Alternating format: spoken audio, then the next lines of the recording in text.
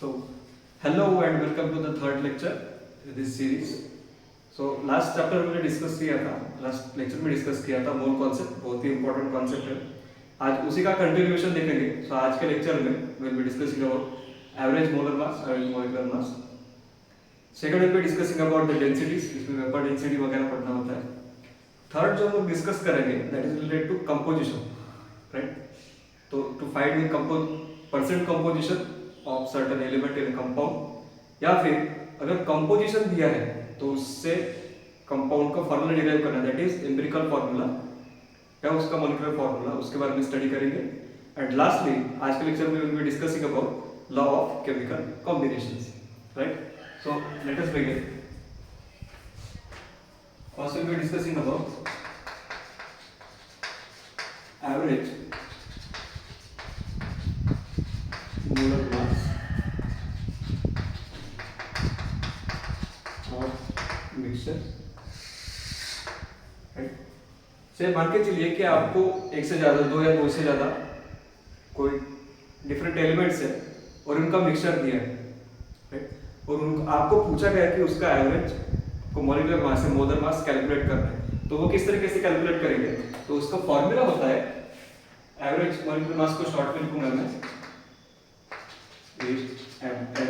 It is equal to m1 molar mass of first element into its number of moles plus molar mass of second element m2 into its number of moles into divided by total number of moles जो होता है that is n1 plus n2.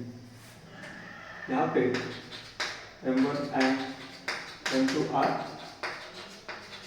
molar masses and N1 and N2 they are number of moles. चलिए कुछ question करते हैं इसके ऊपर. पहला है question, you have to find average molar mass of mixture containing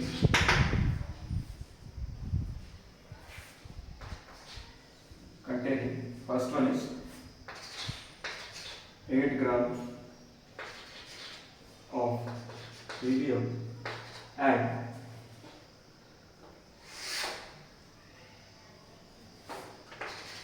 32 grams of oxygen. Second, you have to find between 2 moles of SO2 and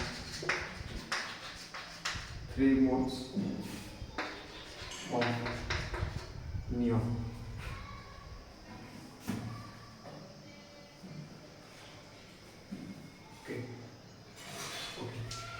percent ये करेंगे क्या between you have to find the average molar mass of the mixture of helium and oxygen, right. सबसे पहले जो amount दिया है उसका number of mole calculate करेंगे फॉर्मूले के हिसाब से, that is number of mole of helium will be equal to कितना अमाउंट दिया है 8 ग्राम, और इसका जो एटॉमिक मास होता है that is 4, number of moles आएगा 2. ऑक्सीजन के लिए number of moles of oxygen will be equal to amount दिया है 32, और इसका जो मॉलिक्यूलर मास होता है, मोलर मास होता है that is 32. Number of moles will be 1, number of moles will be equal to 1, right. Then according to this formula average molar mass will be equal to number of moles of helium that is 2 into इसका molar mass होगा 4 plus number of moles of oxygen that is 1 into इसका जो molar mass होगा N2 का, sorry O2 का, that is 32 divide by total number of moles, that is N1 and N2. In this case it will be 2 plus 1, right? Calculate करेंगे तो इसका 8 plus 32 divided by 3, so this comes to be 40/3. लेकिन it is average molar mass, तो इसका unit लिख सकते हो gram per mole, right. Second is between 2 moles of SO2 and 3 moles of neon, right. ये किसने आपको n की वैल्यू ऑलरेडी दिया है, राइट. अभी यहाँ पे तो मोलर मास होता है of SO2 that comes to be 64 gram per mole, and of neon comes to be 20 gram per mole. Okay. According to formula, अभी इसका एवरेज मोलर मास कैलकुलेट करेंगे तो number of moles of SO2 जो already दिया है, it is 2 into molar mass is 64 plus neon का कितना मोल दिया है, 3 moles into इसका मास होता है 20 divide by total number of moles, इस केस में दैट इज 2 + 3 होगा, 2 + 3 होगा, right. We calculate comes to be 128, ये आएगा 60 divide by 5 and again it comes to be 188/5. Unit अगर लिखना चाहो तो ये आएगा ग्राम per mole, right.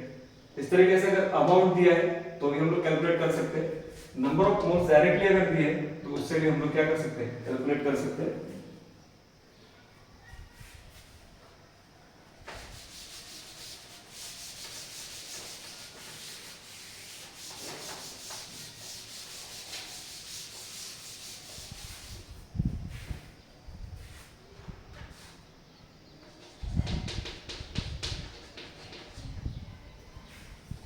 Third one है, थर्ड वन है, you have to find average molar mass of equal weight of CH4 and C2H6. Okay, equal amount दिया है किसका, CH4 मीथेन और C2H6 इथेन का, राइट. अभी ये क्वेश्चन में इक्वल वेट बोला है, कितना अमाउंट बोला है वो एग्जैक्टली हमको पता नहीं, राइट. तो हम क्या करेंगे, जो इसका गिवन वेट होगा तो गिवन वेट कंसीडर करेंगे दोनों का, will be considering it as okay x gram, right. x consider कर लिया. नेक्स्ट स्टेप होता है नंबर ऑफ मोल्स फाइंड करना, क्योंकि फॉर्मूले में हमको इसका जरूरत पड़ेगा, राइट. तो number of moles of CH4 का कैलकुलेट करना है तो गिवन अमाउंट कितना होगा इसका x, क्योंकि हमको पता नहीं x कितने कंसीडर किया था, और इसका जो मोलर मास होता है, मोलर मास होता है that is come to be 12 plus 4 into 1, so 60 moles, right. Similarly C2H6 का नंबर ऑफ मोल्स होगा x अपॉन C2H6 का 12 into 2 plus 6 into 1, it comes to be 13 moles, right. अभी इसका average molar मास जो होगा, average molar mass होगा number of moles of CH4 that is x upon 60 into its molar mass जो कि 60 ही आता है, plus second number of moles of C2H6 that is x upon 30 into its molar mass divided by total number of moles, that is addition of this x upon 16 plus x upon 13, ये cut जाएगा, numerator में 2x आएगा और इनका cross multiplication होगा, इसका cross multiplication addition के साथ, और ये ऊपर चला जाएगा कुछ इस तरीके से आएगा, ये 2x upon 30x plus 16x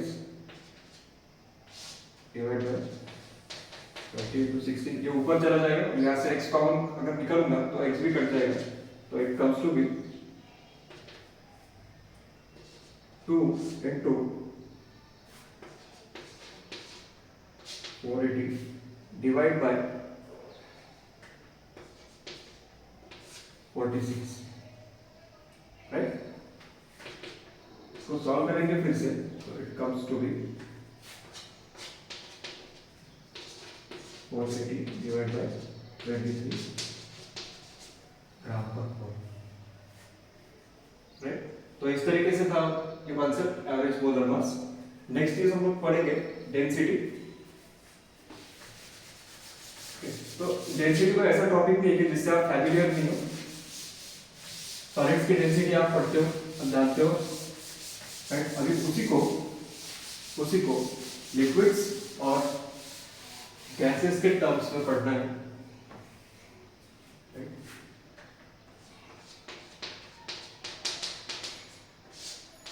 density, right. तो डेंसिटी को हम लोग फिर से स्टडी के लिए दो तरीके से हम लोग क्लासिफाई कर सकते हैं। कौन सा एक होती है एब्सोल्यूट डेंसिटी और दूसरी होती है relative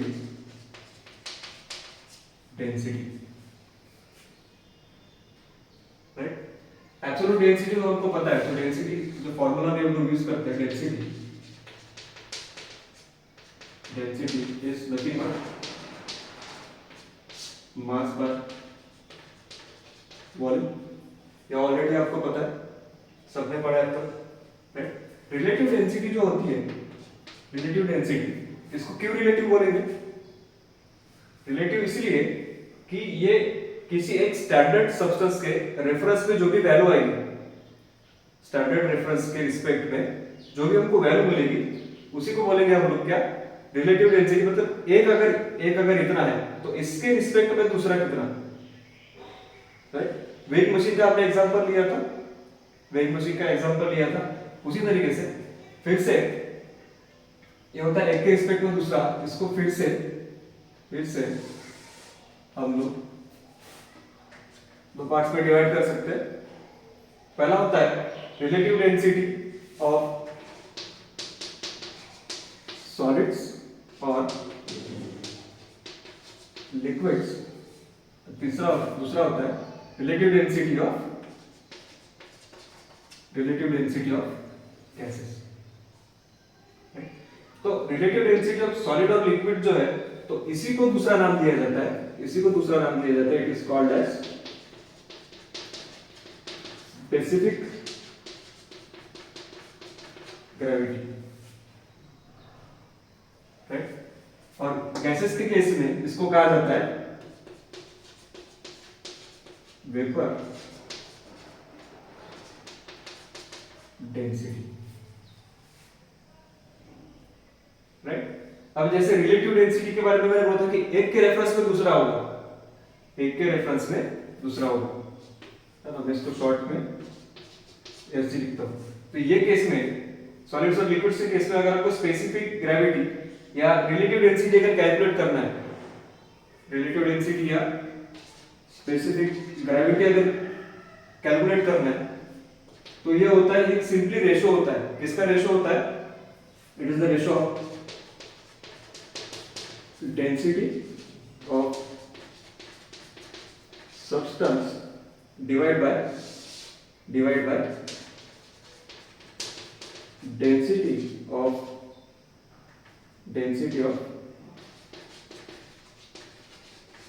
reference material, right. Reference material के रिस्पेक्ट में आपका जो सब्सटेंस होगा, जो भी रहे, चाहे ये चॉक रहे, राइट, केरोसिन रहे, उसका अगर स्पेसिफिक डेंसिटी या relative density, specific gravity relative density आपको कैलकुलेट करना है, तो इस तरीके से करना होता है। अब मान के चलिए आपको कोई रेफरेंस मटेरियल नहीं दिया है, उसकी डेंसिटी भी अगर कोई मेंशन अगर नहीं किया है, तो हम लोग यहाँ पे जो रेफरेंस लेते हैं, that reference is the density of water at 4 degree Celsius, जिसकी वैल्यू होती है 1 ग्राम पर ml, राइट। सिमिलरली ये भी होगा, सिमिलरली वेपर डेंसिटी के केस में भी होगा। यहाँ पे वेपर डेंसिटी क्या है,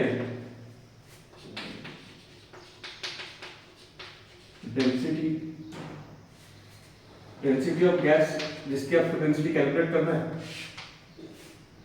दिया रहेगा ऑलरेडी, ठीक है। तो इसके रिस्पेक्ट में इसका divide by density of reference gas, right. ये तो सिंपल पार्ट है, स्पेसिफिक ग्रेविटी जो है सिंपल पार्ट है। वेपर डेंसिटी को थोड़ा और डिटेल में डिस्कस करेंगे।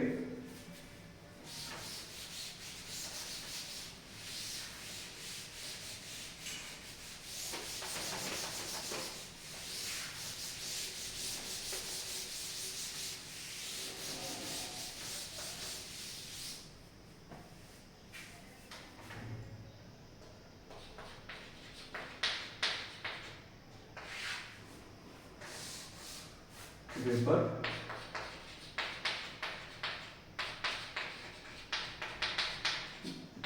डेंसिटी है, वीडी बोलूंगा इसको, राइट। तो वेपर डेंसिटी के लिए हमने कहा था कि वेपर डेंसिटी क्या होता है, vapour density of gas.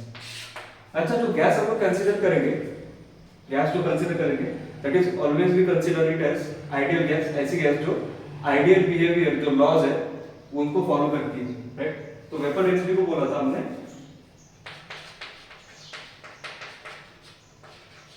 Density of gas divide by density of reference gas, right. अभी आइडियल गैस जो है वो हमने बोला कि कौन सी गैस होती है, it is we consider it as ideal gas, right. Ideal gas अगर है तो उसका इक्वेशन भी होगा, that is PV is equal to nRT, right. जिसमें P जो होता है वो होता है एटमॉस्फेरिक प्रेशर, जो ऑलमोस्ट हमेशा कांस्टेंट ही होता है। ये होता है वॉल्यूम ऑफ कंटेनर जिसमें गैस फिल्ड हो, which is equal to again volume of the gas. n होता है number of moles of gas, R equals to gas constant, and T is temperature in kelvin, right. तो जो number of moles है उसको मैं कुछ इस तरीके से लिख सकता हूं, देखो I can write it as number of moles को वेट अपॉन मोलर मास लिख सकता हूं, राइट, इनटू RT, राइट। इनका साइड चेंज करो, इसको यहां लेके जाओ, तो इट बिकम्स PN, और इसको भी अगर यहां लेके आओगे तो it becomes W/V, that is weight of gas divide bye its volume. This is nothing but ये जो टर्म होती है ये किसको डिनोट करती है, डिनोट करती है डेंसिटी को, किसको डिनोट करती है, डेंसिटी को, राइट। और ये फार्मूला में भी अगर देखोगे, जो वेरिएबल है, जो डेंसिटी है, राइट, वो किस पे डिपेंड करेगी, इसके वेरिएशन पे डिपेंड करेगी, क्योंकि हमने जैसे बोला था कि प्रेशर R और T तो ऑलमोस्ट कांस्टेंट ही होंगे, राइट। तो इस तरीके से हम लोग D को लिख सकते हैं। तो वेपर डेंसिटी अगर है तो यहाँ पे कैलकुलेट अगर करना है तो मैं लिख सकता हूँ D of gas upon D of reference, right, इस तरीके से। अब डेंसिटी ऑफ गैस इस रिस्पेक्ट में, इस फार्मूले की फॉर्म में क्या होगा, तो it will B T into molar mass of gas divide bye RT upon T into molar mass of reference divide by RT। ये कट जाएंगे कांस्टेंट होने की वजह से, राइट। वेपर डेंसिटी जो आती है it comes to be molar mass of gas upon molar mass of reference gas, molar mass of gas upon molar mass of reference gas. तो इस फॉर्मूले से हम लोग किसी भी गैसेस का जो है वेपर डेंसिटी कैलकुलेट कर सकते हैं। तो जनरली क्या होता है, मान के चलो अगर आपको वेपर डेंसिटी मेंशन किया है, वेपर डेंसिटी अगर मेंशन किया है तो बहुत अच्छी बात है, पर वेपर डेंसिटी अगर सॉरी रेफरेंस मटेरियल का जो मास है या उसकी डेंसिटी है वो मेंशन किया है तो बहुत अच्छी बात है। पर मान के चलो आपको रेफरेंस मटेरियल दिया ही नहीं है, रेफरेंस मटेरियल अगर दिया ही नहीं है तो वेपर डेंसिटी जो होती है इट इज कैलकुलेटेड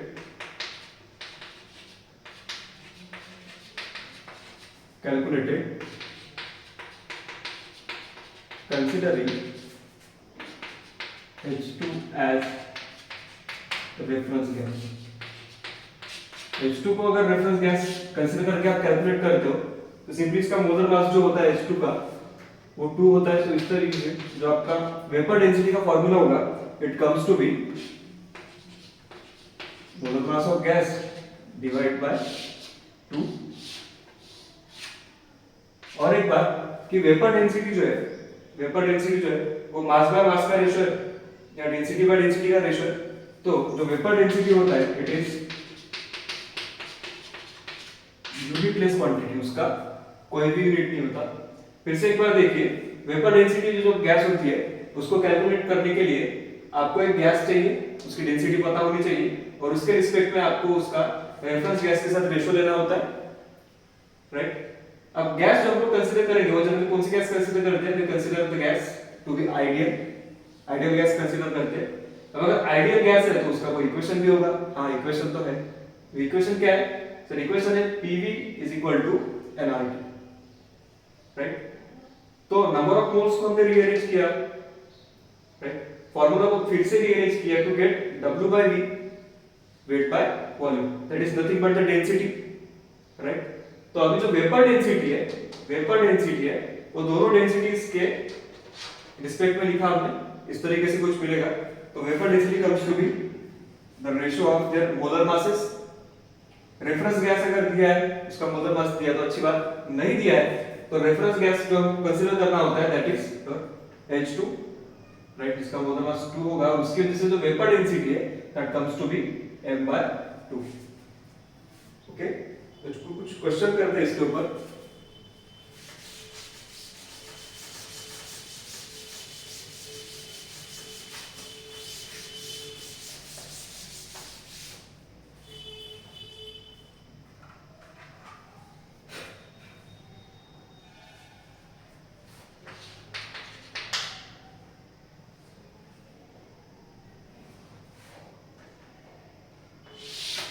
क्वेश्चन 1 है, find vapour density of SO2 gas. Okay, vapour density find करना है SO2 की। अब यहाँ पे कोई रेफरेंस नहीं दिया है, कोई रेफरेंस गैस दी नहीं, इसलिए आपको हाइड्रोजन कंसीडर करना है। तो जो वेपर डेंसिटी होगी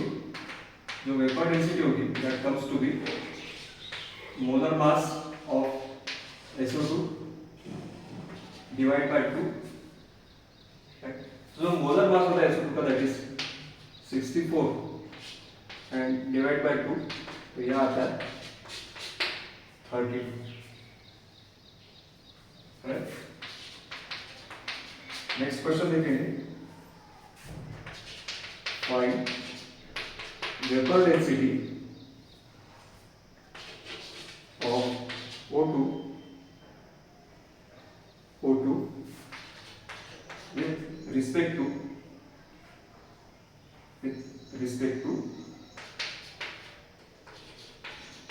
हीलियम गैस। अभी देखिए वेपर डेंसिटी फाइंड करनी है की और यहाँ पे रेफरेंस मटेरियल भी दिया है, ठीक है। तो इसमें जो वेपर डेंसिटी का फॉर्मूला होगा that will be molar mass of किसका फाइंड आउट करना है, ऑफ O2, किसके रिस्पेक्ट में, हीलियम के। तो divide by molar mass of helium. Molar mass of oxygen होता है 32, मोलर मास ऑफ हीलियम होता है 4, इट कम्स टू बी 8, ठीक है। नेक्स्ट क्वेश्चन है,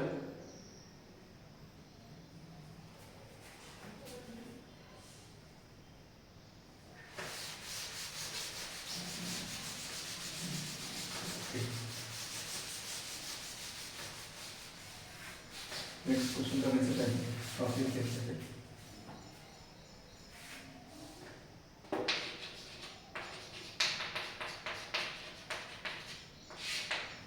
फिर से भाई पेपर डेंसिटी ऑफ मिक्सचर अगर है तो कोई चेंजेस नहीं करना है, कोई चेंजेस नहीं करना है। बस न्यूमरेटर में जहाँ पे आप मोलर मास लेते थे वहाँ पे अभी एवरेज मोलर मास लेना है, डिवाइड बाय रेफरेंस मास या 2 आएगा। तो वेपर डेंसिटी ऑफ जो मिक्सचर होगा, वेपर डेंसिटी ऑफ जो मिक्सचर होगा that comes to be average molar mass of mixture of gases divided by molar mass of reference। ठीक है, क्वेश्चन करते हैं इसके ऊपर। Calculate the vapour density of mixture.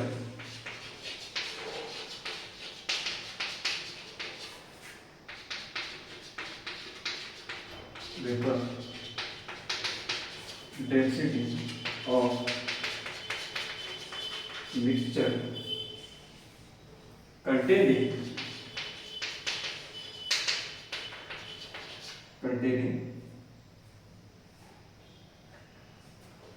5 moles of oxygen and 5 moles of nitrogen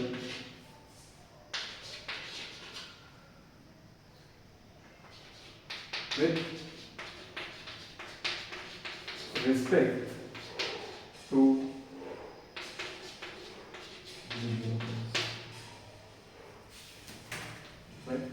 देखिए क्या करना है आपको, वेपर डेंसिटी कैलकुलेट करना है। पर अभी यहाँ पे दो डिफरेंट गैसेस है, कौन सी ऑक्सीजन एंड नाइट्रोजन। तो अभी जो डिफरेंट गैसेस है तो उसके लिए आपको क्या कैलकुलेट करना होगा, पहले we have to calculate their average molar mass. हम लेक्चर की स्टार्टिंग में पढ़ चुके, तो इसका एवरेज मोलर मास जो होगा इट कम्स टू बी, क्या होता है formula, m1n1 plus m2n2 upon n1 plus n2। कौन सा मॉलिक्यूल दिया है, containing oxygen and nitrogen molecules. तो अभी ये जो दिया है ये जनरली ऑक्सीजन मॉलिक्यूल हालांकि लिखा है, तो एटॉमिक कंसीडर नहीं करना है हमको, we have to consider it as O2 and N2 molecule, right. क्योंकि नेचर में जो इनका स्टेबल फॉर्म है ऑक्सीजन का और नाइट्रोजन का, वो मॉलिक्यूलर फॉर्म में प्रेजेंट होता है उस तरीके से, एटॉमिक फॉर्म में वो एग्जिस्ट नहीं करते, राइट। तो molar mass of O2 is 32। कितना नंबर ऑफ मोल्स दिया है, into 5 plus molecular mass of nitrogen that is 28। कितना नंबर ऑफ मोल्स दिया है, ये भी 5। Total number of moles that is 5 plus 5, so it comes to 160 plus 140 divided by 10, so 300 by 10, that is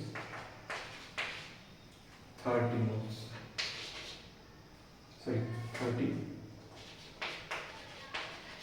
gram per mole. Average molar mass निकाला। अभी vapour density आएगी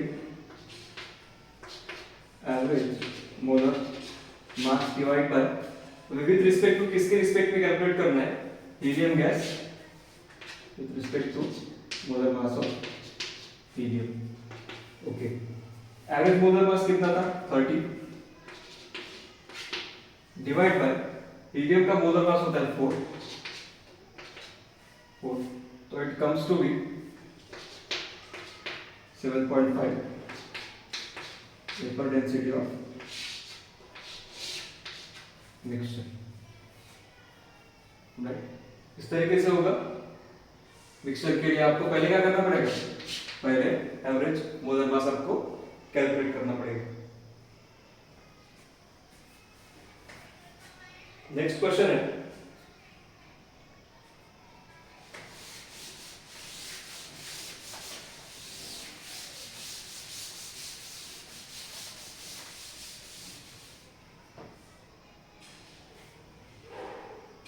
next question है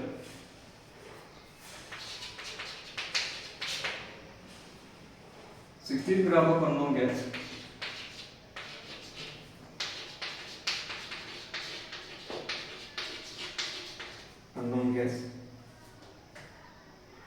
occupies 5.6 liter at STP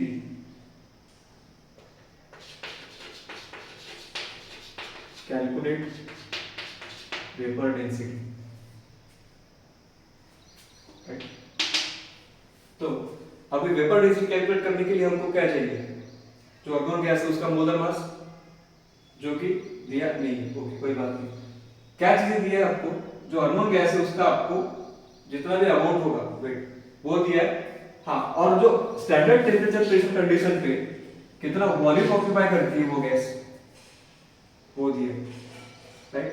अभी STP पे हमको पता है, STP के हमको पता है कि जो वॉल्यूम जो होता है वॉल्यूम का और नंबर ऑफ मोल्स का रिलेशन है, राइट। तो इससे हम लोग जो अननोन गैस है उसका क्या कैलकुलेट कर सकते हैं? नंबर ऑफ मोल्स, और अगर उसका वेट है तो हम लोग उसका मोलर मास कैलकुलेट कर सकते हैं। देखो एसटीपी अगर है तो number of moles of unknown gas क्या होगा?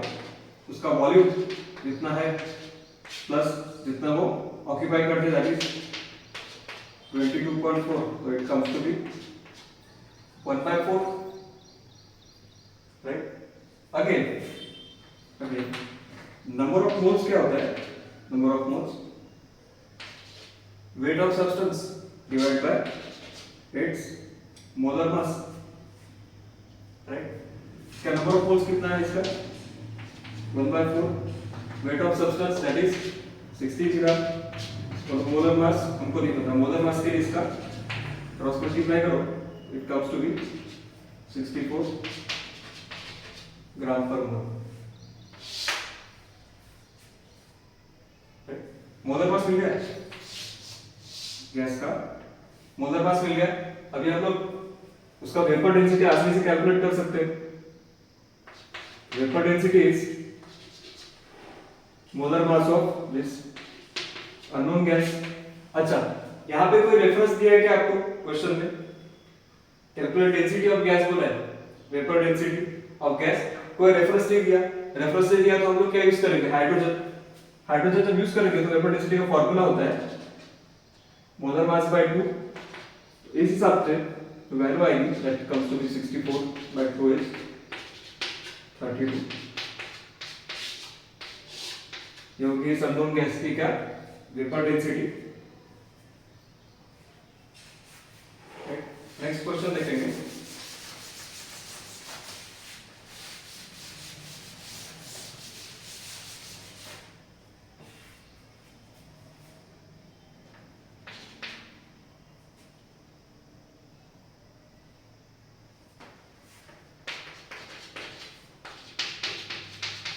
तो specific gravity of H2SO4 solution. Specific gravity मतलब लिक्विड्स की बात हो रही है, ठीक है, याद है? H2SO4 solution is 1.1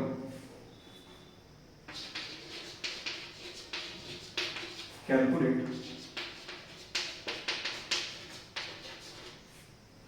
density of solution।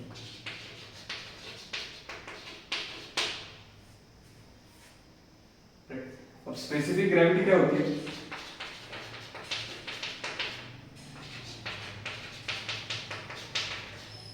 Specific gravity होती है density of substance divide by density of reference आपको ये रेफरेंस मेंशन नहीं किया इसलिए हम रेफरेंस यूज करेंगे water at 4 degree Celsius, right. तो जिसकी वैल्यू होती है 1 ग्राम पर मोल। क्या पूछा है आपको? आपको पूछा है calculate the density of solution, ये चीज पूछा है। सब्सटेंस है, इसमें सॉल्यूशन बोलेंगे। सो डेंसिटी ऑफ सब्सटेंस क्या होगा? इनका क्रॉस मल्टीप्लिकेशन,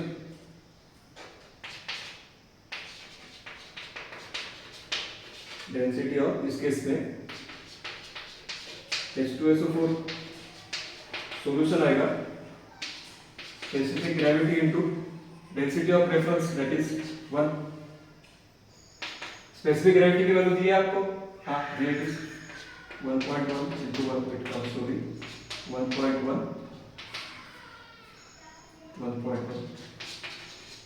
ग्राम।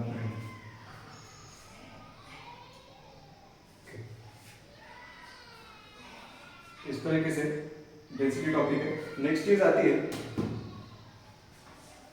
नेक्स्ट जो टॉपिक हम लोग पढ़ेंगे that is composition, percentage composition.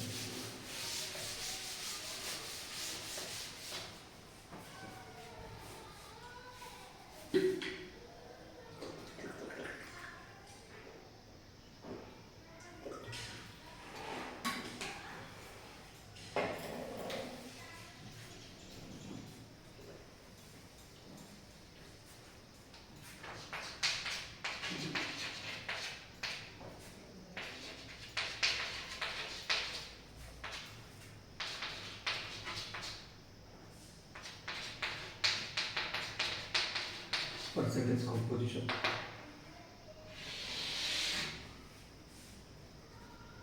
Okay, हम लोग जानते हैं कि कोई भी अगर कंपाउंड बनता है, कोई भी जो कंपाउंड बनता है तो उसमें डिफरेंट टाइप्स ऑफ एलिमेंट जो होते हैं they combine with one another into fix ratio of atoms, right.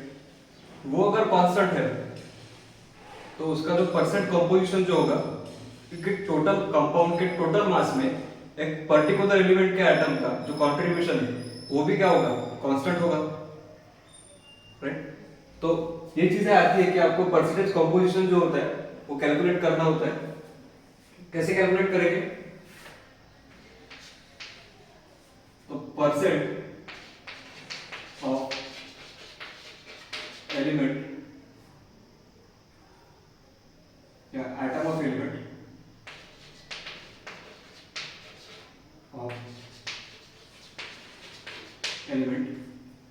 in compound, it comes to be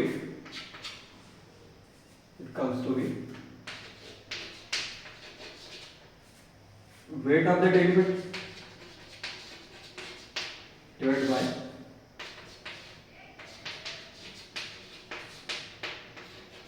total weight of compound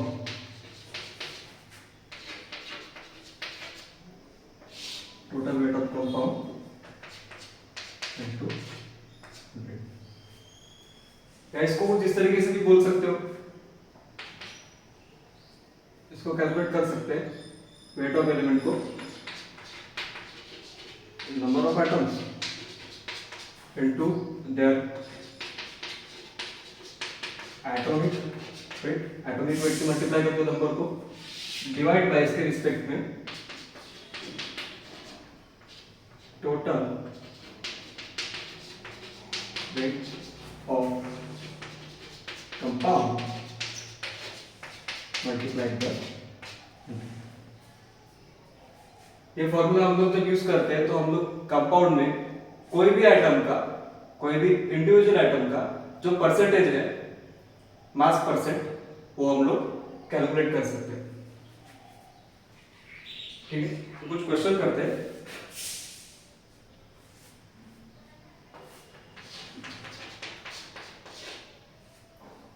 Find percentage of carbon and hydrogen in C2H6। C2H6 का जो मास होता है it comes to be 30 unit gram per मोल बोल सकते हो, right. तो इसमें percentage of carbon जो होगा it comes to B,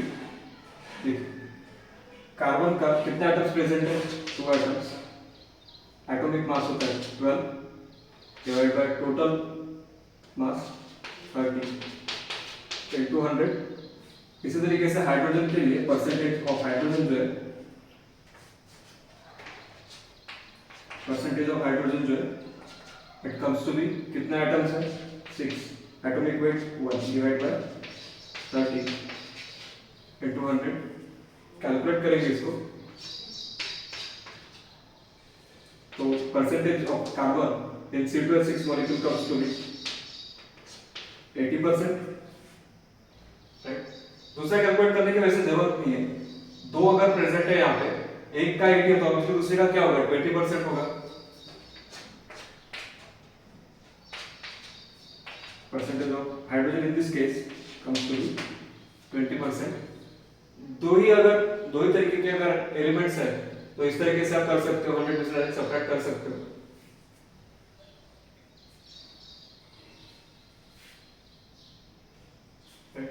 next question, find the percentage of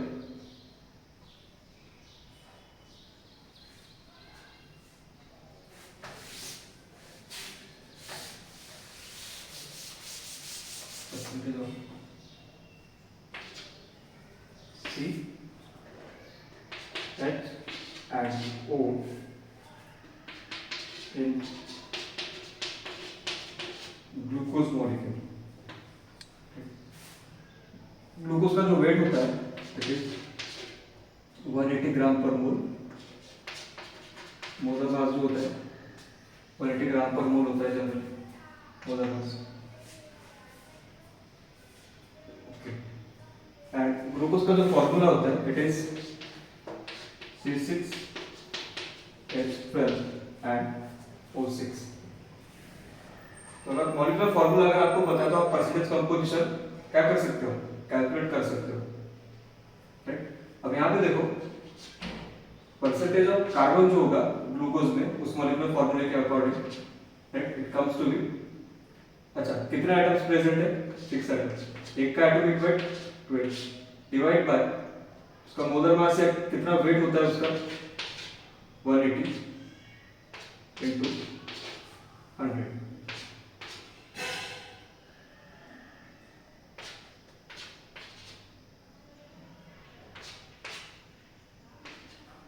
So percentage of carbon here comes to be 40%. Right? Percentage of hydrogen it comes to be 12 into 1 by 180 into 100.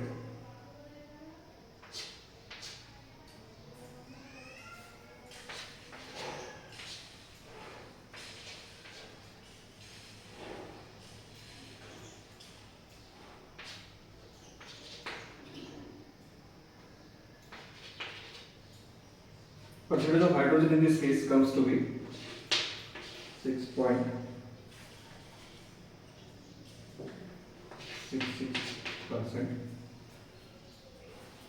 Percentage of oxygen comes to be 6 atom है, एक atom में wait 16 होता है, 180 into 100।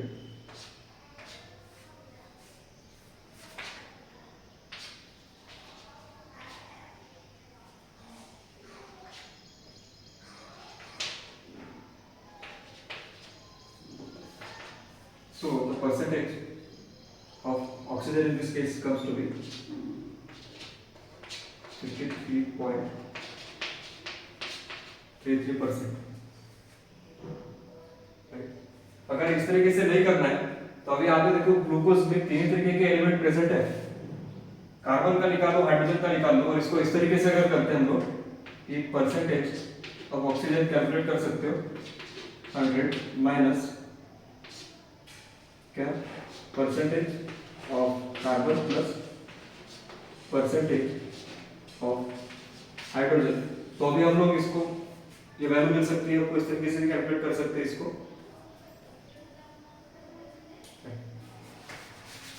Next question है, percentage composition find out करना है आपको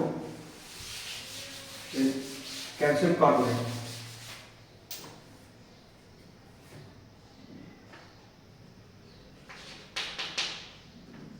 question 3,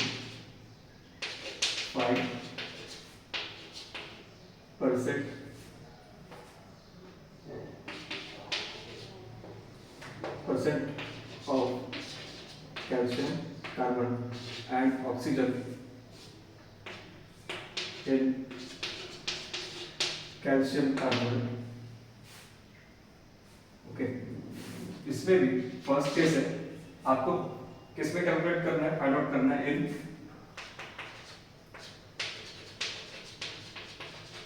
1 molecule, right. अब एक मॉलिक्यूल की अगर बात आती है तो एक मॉलिक्यूल का जो टोटल मास होता है, जो टोटल वेट होता है, it comes to be, calcium carbonate का जो मास होता है टोटल वो 100 यूनिट्स होता है, राइट। तो एक मॉलिक्यूल के लिए इसका जो मास होगा वो आएगा 100 AMU। तो परसेंटेज ऑफ कैल्शियम कैलकुलेट करोगे, कितना एटम प्रेजेंट है 1। ओके, एटॉमिक मास होता है 40 AMU divide by 100 mass of compound into 100, it comes to be 40%।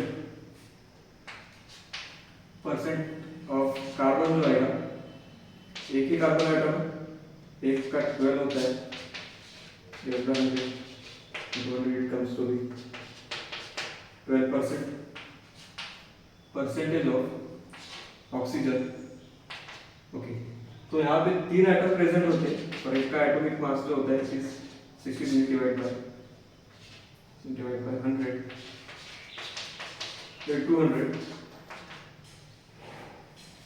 it comes to be 48%। Next आपको फाइंड आउट करना है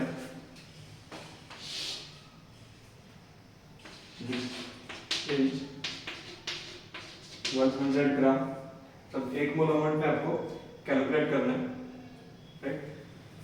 तो ये भी कुछ इस तरीके सेम ही आएगा। परसेंटेज ऑफ कैल्शियम हो गया, percentage of carbon and percentage of जो ऑक्सीजन होगा, कैल्शियम 40% आएगा, कार्बन जो होगा 12% आएगा और ऑक्सीजन जो होगा it comes to be 48%। Similar चीजें ही करना है आपको, क्योंकि यहाँ पे जो इसका अमाउंट है, वेट जो है वो सेम ही है, राइट। अब ये केस थी जहाँ पे आपको वेट पता था, कितने में आपको फाइंड आउट करना है। अगर मान के चलो कि कैल्शियम कार्बोनेट का कोई अननोन सैंपल है जिसका अभी आपको वेट अगर पता नहीं है और उसमें फाइंड आउट करना है, तो कैसे करेंगे?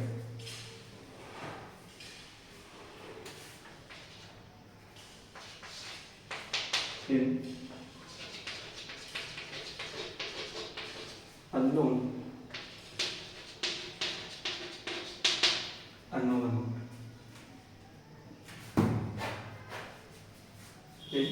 Unknown amount, okay. अब अमाउंट दिया नहीं है, right.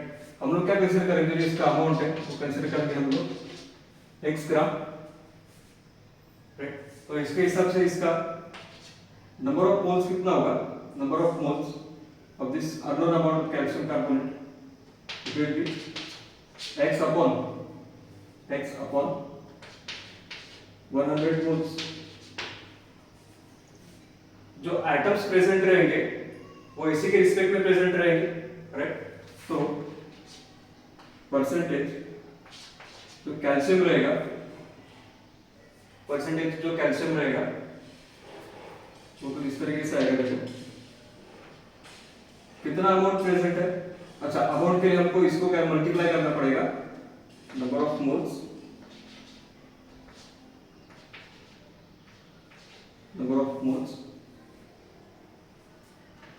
into number of moles into उसका जो एटॉमिक मास होता है, नंबर ऑफ मोल्स इनटू जो एटॉमिक मास होता है उससे मल्टीप्लाई करना पड़ेगा, divide by total amount of substance, कितना अमाउंट है x, मल्टीप्लाइड बाय 100, राइट, ये 100 कट गया और x कट गया न्यूमरेटर का, तो कैल्शियम का अमाउंट आता है 40%। सिमिलरली परसेंटेज ऑफ कार्बन जो आता है, राइट। अच्छा एक और बात, atomic mass into number of atom भी करना होता है, यहाँ इस केस में 1 आएगा, कार्बन आएगा x अपॉन 100 इनटू कितना एटम प्रेजेंट है कार्बन का 1, atomic mass 12 divide by amount of substance नहीं पता तो x कंसीडर किया था इनटू 100, तो यह आता है x कट गया फिर से 100 कट गया, तो it comes to be 12%, right. Percent oxygen जो होता है इसी तरीके से करना होता है, नंबर ऑफ मोल्स x बार 100 इनटू कितना एटम प्रेजेंट है ऑक्सीजन के 3, एटॉमिक मास कितना होता है 60 divide by amount of substance x into 100, ये भी कट गया ये भी कट गया, तो percent oxygen comes to be 48%, right. अच्छा एक और बात, एक चीज आपने नोटिस किया होगा कि अगर मेरे पास कंपाउंड गिवन है, अगर मेरे पास कंपाउंड गिवन है और उसमें जो एटम्स होते हैं, उसमें जो कंस्टिट्यूएंट एटम होंगे उनका जो कंपोजिशन होता है वो फिक्स होता है, चाहे फिर उसका अमाउंट मुझे पता हो या ना हो, राइट। ये एक लॉ भी है जो हम लोग अभी थोड़ी देर में पढ़ेंगे, आगे पढ़ेंगे।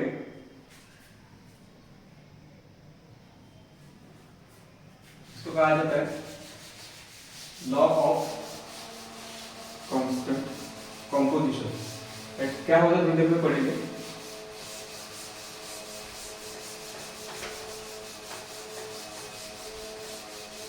अच्छा तो अभी जो टॉपिक पढ़ा तो उसमें क्या था, उसमें आपको कंपाउंड दिया था, उससे आपने जो उसके कंस्टिट्यूएंट एलिमेंट थे उसका परसेंटेज कैलकुलेट किया, है ना। अगर इसका उल्टा जस्ट इनवर्स हो, मतलब क्या कि अभी मान के चलो कि आपको कोई भी जो कंपाउंड है, अननोन कंपाउंड है, ठीक है, उसके जो कंस्टिट्यूएंट एटम्स रहेंगे उसका एक तो परसेंटेज कंपोजिशन दिया है, या फिर जो अननोन कंपाउंड का जो टोटल मास रहेगा उसमें हर कंस्टिट्यूएंट एलिमेंट का आपको वेट दिया है ना। तो इतना अगर डेटा आपके पास अवेलेबल है तो आप उस अननोन कंपाउंड का डिपेंडिंग अपॉन द कंपोजिशन आप उसका मॉलिक्यूलर फार्मूला डिराइव कर सकते हो, है ना। जस्ट उल्टी चीज है, थोड़ी देर पहले हमने मॉलिक्यूलर फार्मूला से कंपोजिशन फाइंड आउट किया था, अभी यहाँ पे अगर आपके पास कंपोजिशन दिया है in the form of percent और वेट, तो आप उससे उसका मॉलिक्यूलर फार्मूला डिराइव कर सकते हो। देखो अभी जो कॉन्सेप्ट हम लोग पढ़ेंगे very important, that is empirical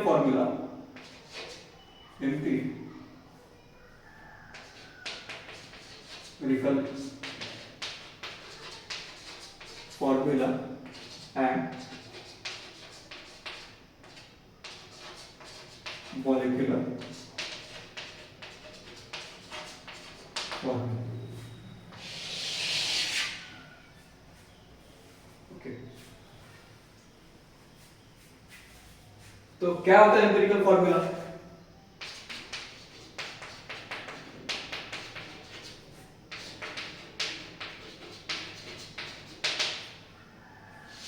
empirical formula होता है, it is nothing but chemical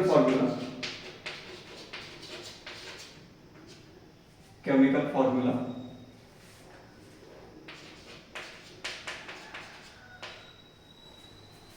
which has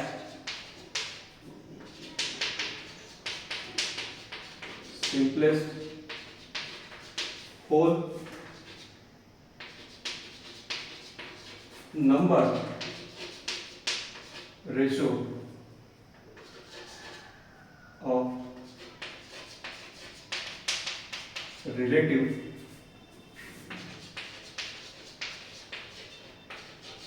number of atom. मतलब क्या है, ऐसा केमिकल फॉर्मूला होता है कि जिसमें जो कंस्टिट्यूएंट एलिमेंट होंगे, उसके जो एटम होंगे, उनका जो रेशो होगा एक दूसरे के साथ वो स्मॉलेस्ट होगा, स्मॉलेस्ट पॉसिबल रेशो होगा, होल नंबर रेशो होगा, राइट। क्या आप अंदर में डिटेल में हम लोग एग्जांपल के साथ पढ़ेंगे इसको। इसी का नेक्स्ट चीज मॉलिक्यूलर फॉर्मूला तो पता ही है आपको। अब मॉलिक्यूलर फॉर्मूला क्या होता है? Molecular formula, it is a chemical formula, it is a chemical formula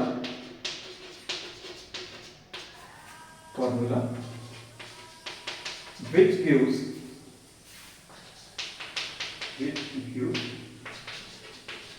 the exact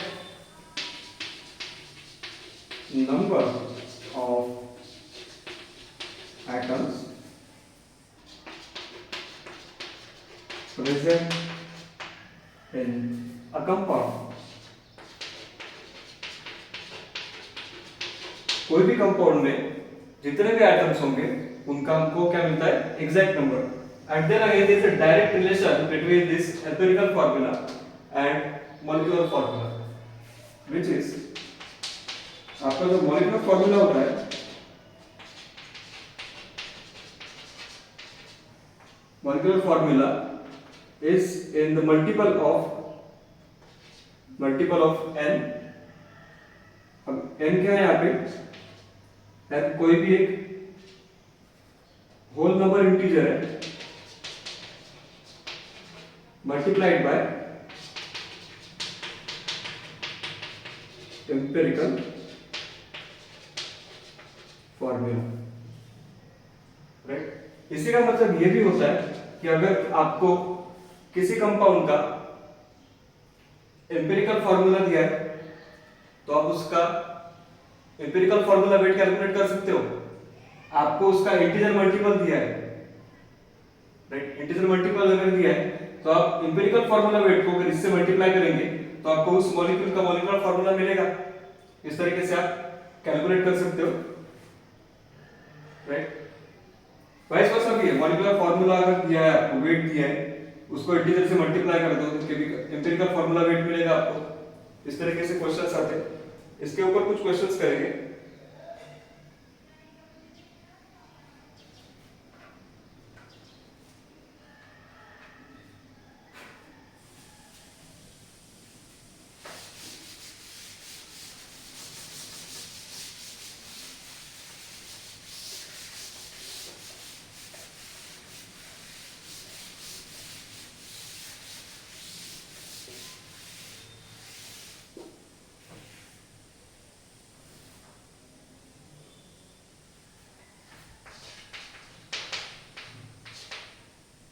An oxide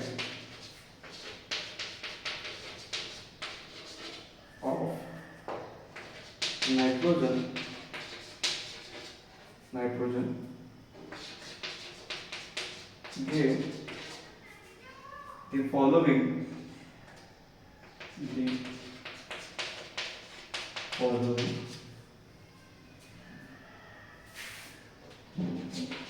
percent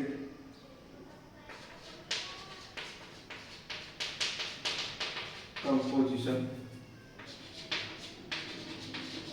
by mass। क्या दिया? नाइट्रोजन कितना है? नाइट्रोजन इज 25.94% और ऑक्सीजन जो दिया है दैट इज 74.06%। क्या करना है आपको? आपको इसका फाइंड आउट करना है empirical formula, find empirical formula. तो कोई भी कंपाउंड का का अगर आपको एम्पिरिकल फॉर्मूला अगर फाइंड आउट करना है, कोई भी कंपाउंड का एम्पिरिकल फॉर्मूला अगर फाइंड आउट करना है तो हमको क्या करना होता है, हमको कुछ स्टेप्स फॉलो करना होता है, राइट। तो कुछ स्टेप्स फॉलो करना होता है। पहला क्या चीजें होती है, आपको दिया जाता है कि उसका जो परसेंटेज कंपोजिशन है,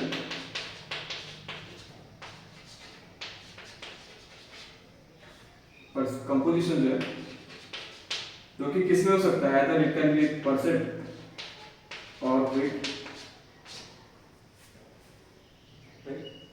उसको आपको नेक्स्ट स्टेप में करना होता है divide by atomic mass, right. इससे आपको जो चीज मिलती है that is relative atomic number. ये आपको फाइंड आउट करना होता है, रिलेटिव एटॉमिक नंबर। अब बहुत बार ये होता है कि जो रिलेटिव एटॉमिक नंबर मिलेगा वो डेसिमल्स में आता है, तो उसको ट्राई करते हैं कि यहां से जो भी प्रोसेस होगी वो होगी कि जो डेसिमल में हमको नंबर मिला, जो डेसिमल में नंबर मिला उसको होल नंबर में कन्वर्ट करो। तो पहली स्टेप जो होती है कि जो रिलेटिव एटॉमिक नंबर मिला उसको हम लोग फर्दर, इसमें बहुत सारे एलिमेंट अगर होंगे, राइट, सभी का आपको रिलेटिव एटॉमिक नंबर मिलेगा, सबका रिलेटिव एटॉमिक नंबर मिलेगा, उन सब में एक वैल्यू ऐसी होगी जो सबसे छोटी होगी, एक वैल्यू ऐसी होगी जो सबसे छोटी होगी। अब उस स्मॉलेस्ट वैल्यू से हर रिलेटिव एटॉमिक नंबर को फिर से डिवाइड करना है।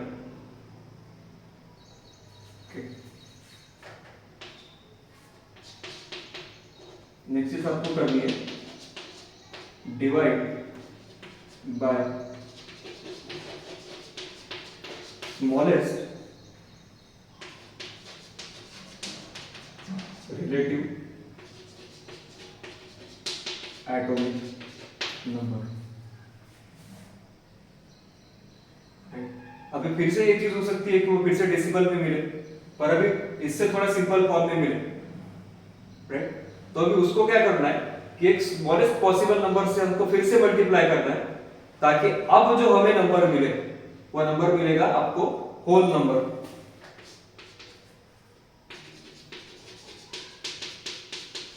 मल्टीप्लाई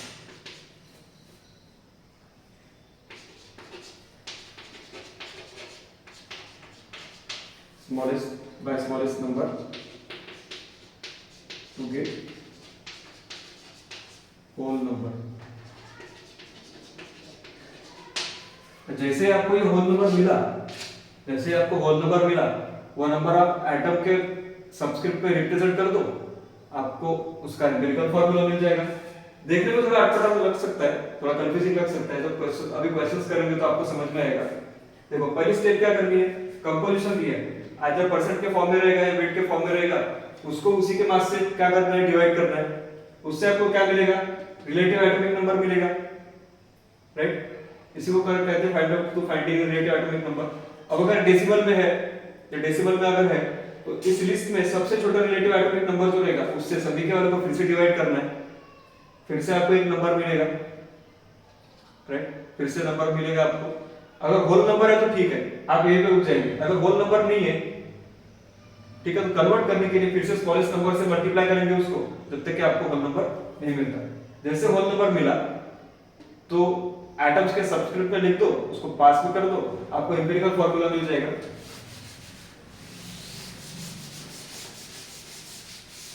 देखो क्या दिया है आपको नाइट्रोजन, ऑक्साइड ऑफ नाइट्रोजन दिया, मतलब नाइट्रोजन और ऑक्सीजन प्रेजेंट है।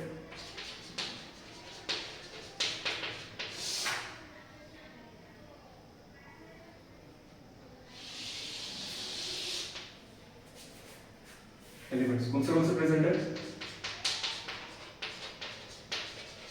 Nitrogen and next is oxygen.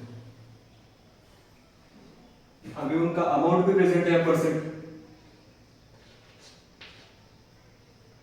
Right. Nitrogen कितना है 25.94, ऑक्सीजन है 74.06।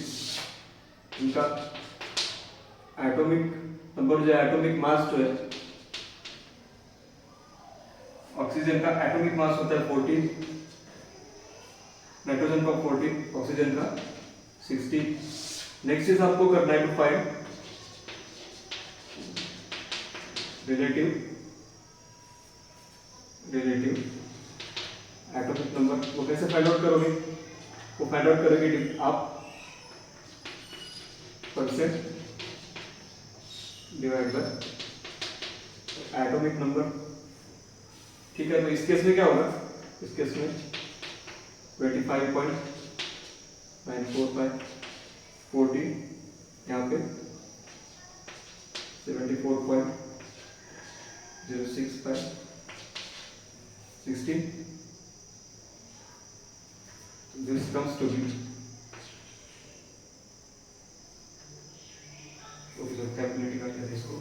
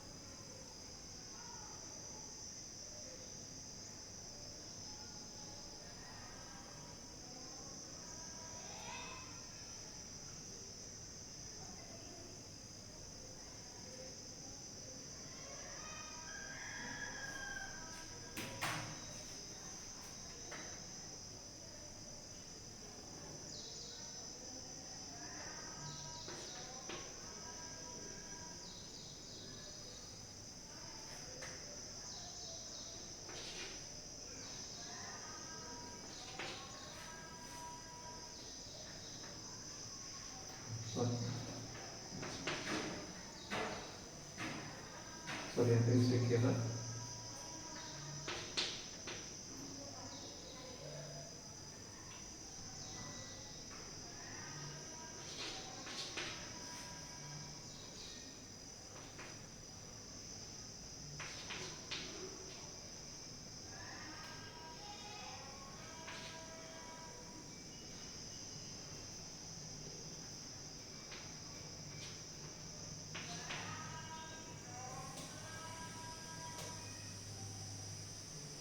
इसके लगभग इसके अराउंड कुछ आता है,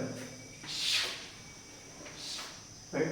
अब यहाँ पे दो वैल्यू मिली आपको, 1.85 एंड अप्रोक्सीमेटली 4.5 कुछ आता है, 4.5 समथिंग कुछ आता है, राइट।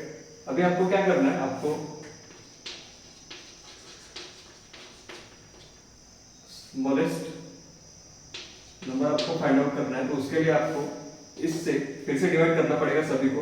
ये स्मॉलेस्ट वैल्यू है, तो इससे दोनों को डिवाइड करेंगे 1.85 upon 1.85 comes to be 1 and 4.5 divided by 1.85 it comes to be 2.5। फिर से डेसिमल में मिला, डेसिमल में कन्वर्ट, इसको फिर से एक होल नंबर इंटीजर में कन्वर्ट करने के लिए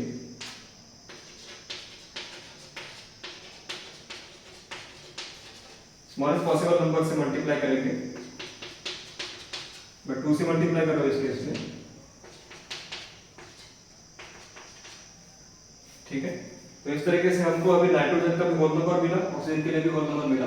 तो जो एम्पिरिकल फार्मूला आएगा ये केस में, that comes to be N, कितने एटम्स प्रेजेंट है 2 and for O it is 5। तो ये आपका जो गिवन कंपोजिशन है उसमें ये उसका एम्पिरिकल फार्मूला होगा। Next question is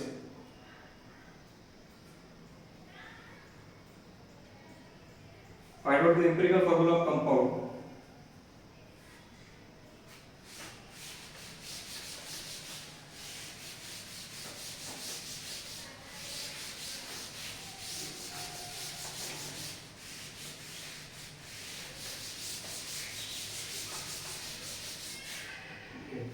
next is find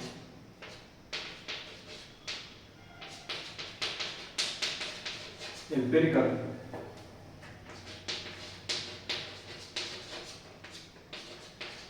formula of compound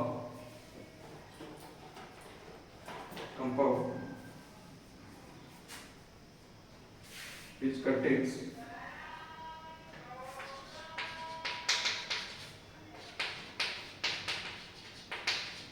which contains 60% carbon, 8% hydrogen and rest oxygen. Right?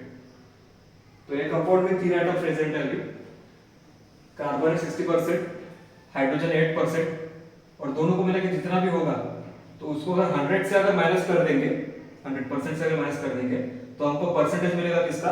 Oxygen का।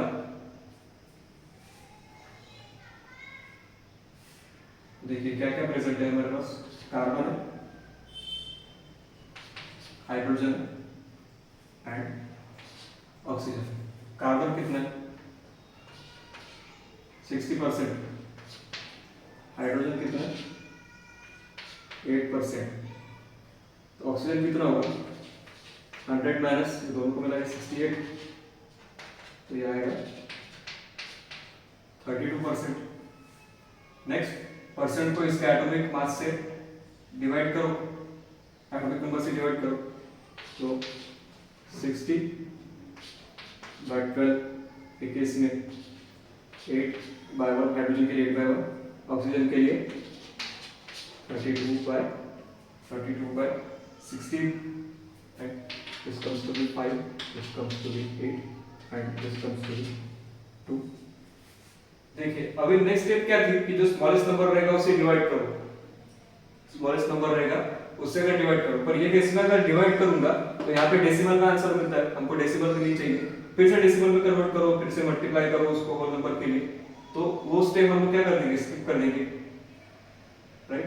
तो इन्हीं को कंसीडर करके हम लोग अभी क्या करेंगे, इसका जो एम्पिरिकल फार्मूला होगा डिपेंडिंग अपॉन दिस वैल्यूज, जो एम्पिरिकल फार्मूला होगा it will B C5H8 and O2, right? Third question देखेंगे, थर्ड क्वेश्चन देखेंगे।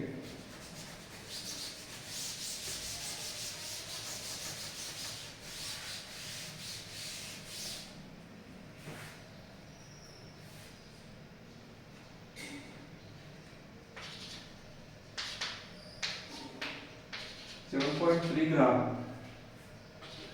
of organic compound contains 3.6 gram carbon, 0.7 gram hydrogen, 1.4 gram nitrogen and rest oxygen। Find empirical formula। Okay, फिर से वही, अभी देखो यहाँ पे अमाउंट वेट के फॉर्म में दिया ग्राम में, ऑर्गेनिक कंपाउंड दिया उसका टोटल मास दिया है, हाँ ठीक है। फिर अभी ऑर्गेनिक कंपाउंड है उसमें कंस्टिट्यूएंट दिए कौन से? Carbon, hydrogen, nitrogen and oxygen, right? 4 में से 3 का वेट दिया है, टोटल मास दिया है, तो ऑक्सीजन का वेट निकाल सकते हो, राइट? तो अमाउंट ऑफ ऑक्सीजन कितना आएगा? टोटल मास 7.3 माइनस इन सभी के एडिशन 3.6 प्लस 0.7 प्लस 1.4, ये आता है 7.3 minus 5.4 5.7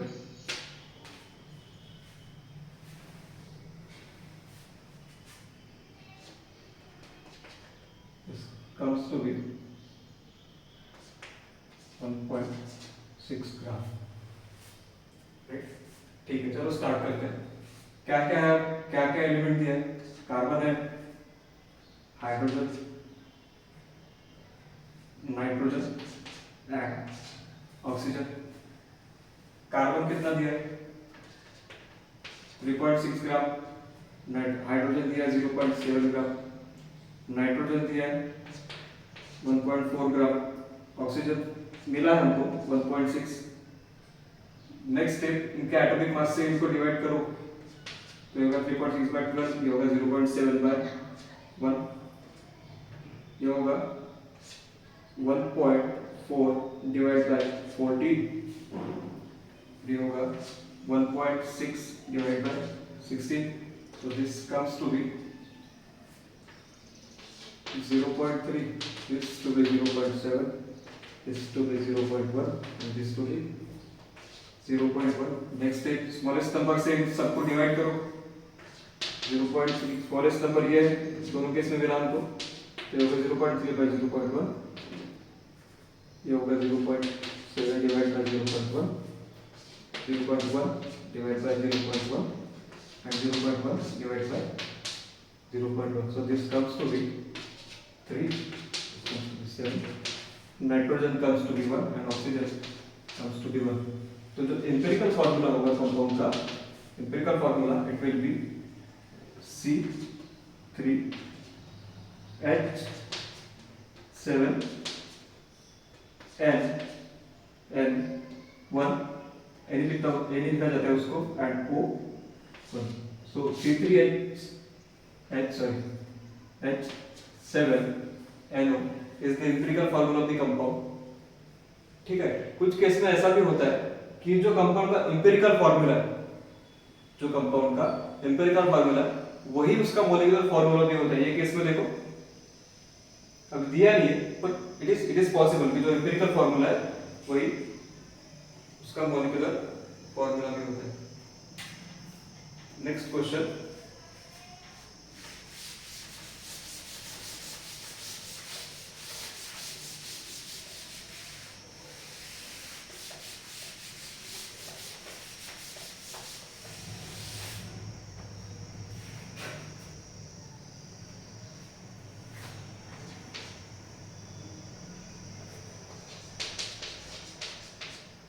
acetylene and benzene both have empirical formula CH, the molecular formula, molecular mass, molecular mass of acetylene and benzene are 26 and 78 respectively. Deduce their molecular formula. Deduce their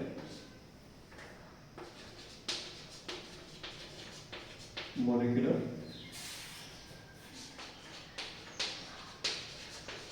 formula. Okay. क्या दिया आपको? दो molecule acid and benzene, दोनों को कहा है कि जो एम्पिरिकल फार्मूला है इट इज CH, दोनों का एम्पिरिकल फार्मूला सेम है।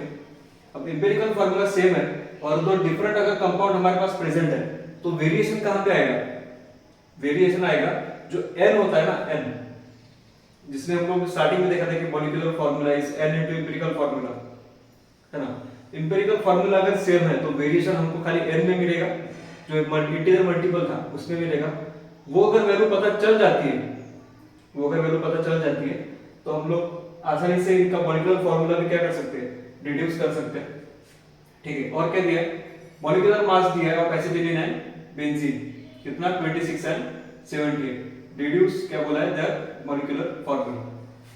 तो स्टार्ट करते हैं।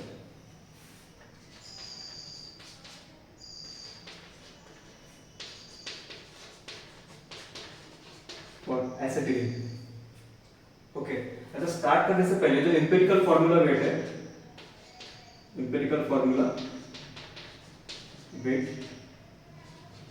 ऑफ CH वो कितना है, 12 + 1 दैट इज 13। राइट, एसिटिलीन बोला है, उसका फॉर्मूला क्या है वो नहीं पता, पर उसका क्या दिया है हमको, मॉलिक्यूलर मास दिया है। तो मॉलिक्यूलर मास को अगर मैं इससे डिवाइड कर दूं एम्पिरिकल फॉर्मूला मास से, तो हमको n मिलेगा। सो n जो इंटीजर मल्टीपल था, it will B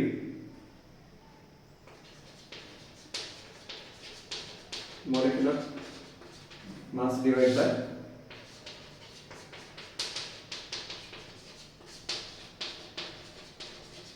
empirical formula mass.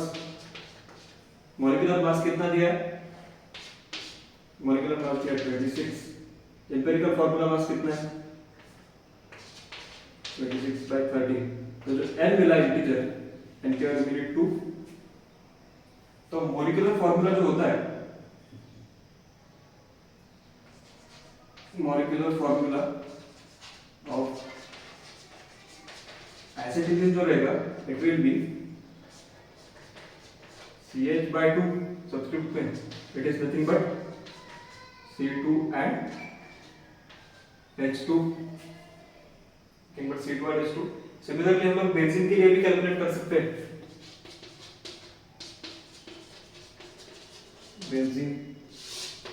Benzene के लिए n कैलकुलेट करना है, तो उसका मॉलिक्यूलर मास दिया है 78। एम्पिरिकल फॉर्मूला मास हमने अभी कैलकुलेट किया है 30, इसको कैलकुलेट करेंगे तो 6 आता है। तो इसका मॉलिक्यूलर फॉर्मूला जो होगा, राइट, तो empirical formula by this integer multiple, it comes to be C6H6। Right, no formula है, सिंपल फॉर्मूला है। तो इस तरीके से अगर मास और एम्पिरिकल फॉर्मूला हमारे पास दिया रहा, तो उनका हम लोग मॉलिक्यूलर फॉर्मूला डिड्यूस कर सकते हैं।